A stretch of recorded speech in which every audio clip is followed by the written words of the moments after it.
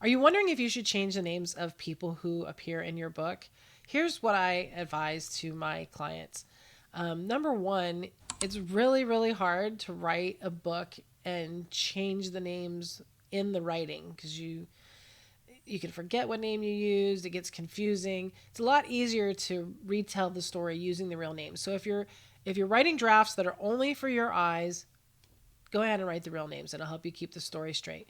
Then once you've gone through and you've revised your drafts and you're happy with the story, that's the place where you should get input from either the people who are in the story or some other advisor as to whether to leave them. Because, sometimes if you're wanting to promote someone or talk really well about someone, then they're probably not going to have a problem with you talking about them in your book. Conversely, sometimes life is messy and there are not nice things that people do, and it's really hard to reshape that in a positive light. And yet, you want to tell the story, but you don't want that person to be pointed out as being bad in any way, shape, or form.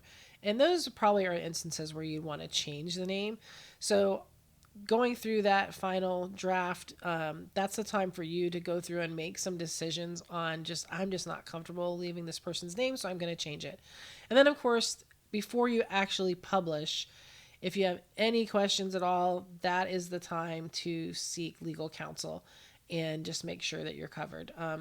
In most cases, most people aren't going around saying a lot of bad things, so they don't run into those kind of issues too often. But you always want to take steps to protect yourself. So if you have any doubts at all whether the person who you're talking about, approves or not, definitely seek an attorney.